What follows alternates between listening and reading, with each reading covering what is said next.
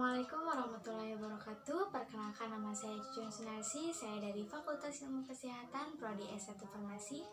Di sini saya akan memaparkan tentang titrasi kompleksometri dan titrasi iodimetri untuk memenuhi salah satu tugas akhir mata kuliah kimia kuantitatif.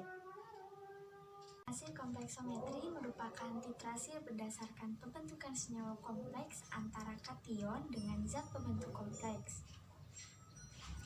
Titrasi kompleksometri juga adalah suatu cara untuk penetapan kadar zat-zat kation yang dapat membentuk senyawa-senyawa kompleks dengan komplekson.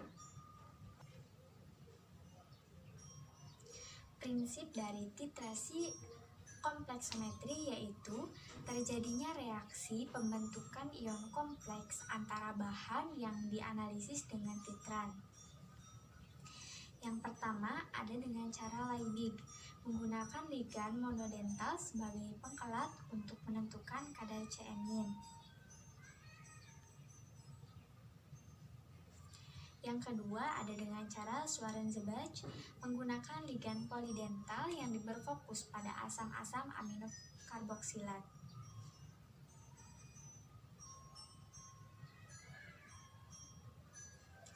Indikator yang digunakan pada titrasi ini dikenal juga dengan sebutan indikator PM atau metalokromik indikator.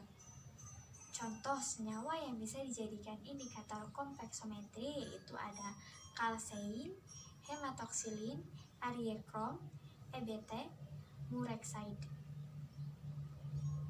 Pada titrasi kompleksometri, pentiter dan analit yang digunakan yaitu untuk pentiternya adalah ZnSO4 dan 7H2O, sedangkan untuk analitnya yang digunakan adalah Na2-edeta.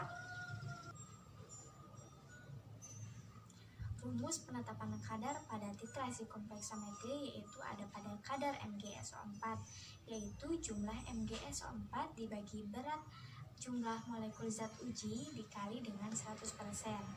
Yang kedua ada perhitungan kadar Ca yaitu M dikali V dikali Ba dikali D dikali Fp dibagi Bs dikali 100%.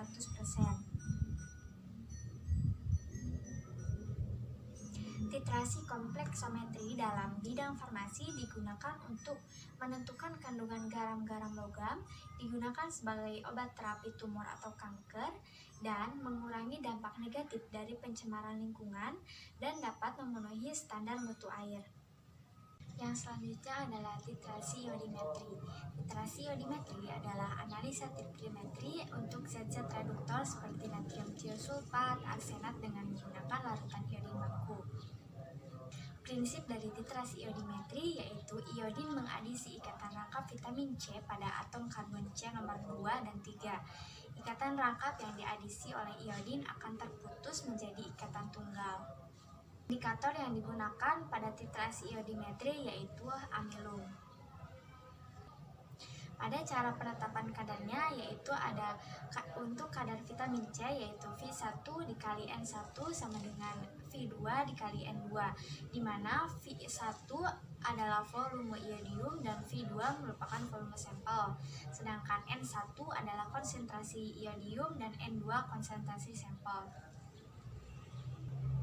Pada titrasi iodimetri, pentiter yang digunakan adalah iodium dan analitnya adalah natrium tiosulfat.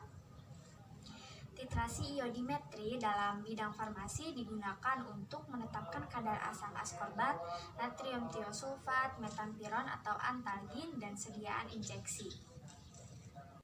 Perbedaan antara titrasi kompleksometri dan titrasi iodimetri yang pertama adalah pada titrasi kompleksometri terjadinya reaksi pembentukan ion kompleks antara bahan yang dianalisis dengan titran, sedangkan pada iodimetri adalah iodin mengadisi ikatan rangkap vitamin C pada atom karbon C nomor 2 dan 3. Ikatan rangkap yang diadisi oleh iodin akan terputus menjadi ikatan tunggal. Yang kedua, titrasi iodimetri termasuk titrasi reaksi redoks, sedangkan titrasi kompleksometri adalah titran dan titrat saling mengkompleks membentuk hasil berupa kompleks. Yang ketiga, titrasi iodimetri, yaitu pada titik akhir titrasi ditandai dari bening menjadi biru tua.